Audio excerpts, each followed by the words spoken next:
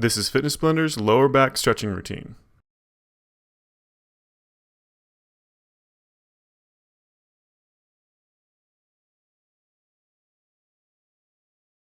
In this routine, we're going to be going through 7 different stretches for 30 seconds each. It's going to take us about 4 minutes total. So let's go ahead and get started with our first stretch, the seated toe touch. Just going to sit on the ground, leg extended out in front of you, trying to press that leg as straight as possible, flexing those toes back towards you if you want a little extra stretch, and then reaching down towards those feet, trying to round that back as much as possible, as much as is comfortable. Now, as you're doing this stretch, you should start loosening up a little bit, and as you do so, you want to actually push into that stretch just a little bit more to keep a consistent amount of tension the whole time you're going through this stretch. We've got just about 5 seconds left. We're going to switch to a new stretch. Go ahead and switch over. Our next one is the deep glute stretch. You're going to be laying flat on your back for this one. That left leg's going to come up over top of your right. Grab behind that right thigh, only behind your right thigh. Don't grab your shin. And then you're going to pull that thigh in towards you as far as is comfortable. You should feel a stretch in that left butt muscle. This is really, really good for sciatic stretches as well. Now, depending on the size and shape of your body, you might need to put a rolled up towel or a folded over towel underneath your head to make this position just a little bit more comfortable.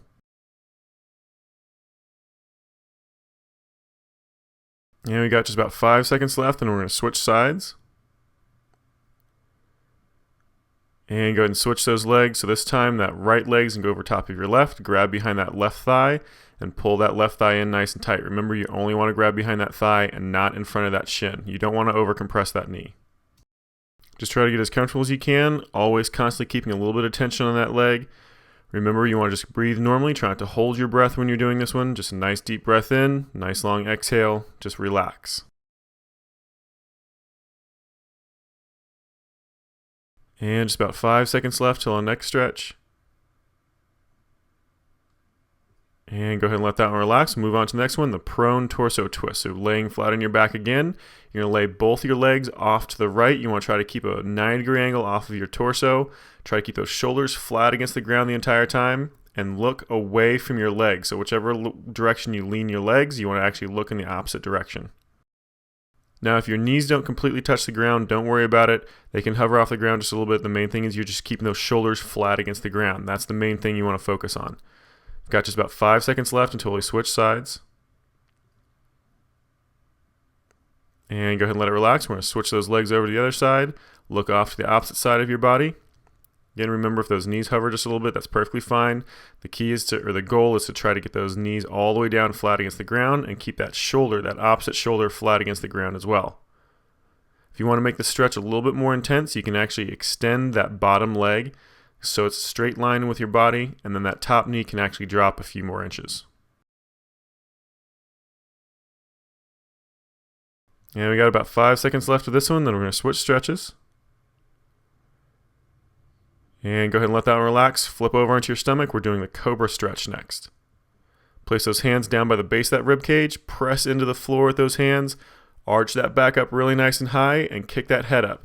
Now make sure that when you kick your head back, you actually want to feel like you're pushing your chin up towards the ceiling rather than pushing your head back behind you. You don't want to actually flex your head back. You want to actually just tilt your chin up.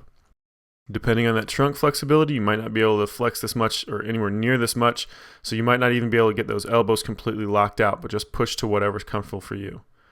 All right, we're going to switch stretches here and go ahead and let this one relax. We're going to move on to the shell stretch next. So you're going to sit back into those heels as low as is comfortable. Those hands come down to about knee level. Round those shoulders over, and you're actually going to push the palm of your hand into the ground and forward to help you pull those shoulders down into those hips. So you want to round that back over as much as you possibly can, rounding from that upper back as well as that lower back as much as possible. Now your lungs are going to be a little bit compressed in this position from that rounding over that chest, so you're not going to be able to get a full breath, but just try to breathe as normally as you can, as deep as you can, and then exhale it all the way out. And go ahead and let it relax. All right, that's it for this stretching routine. If your back is particularly tight, you might want to do this routine multiple times throughout the day until you build up your range of motion.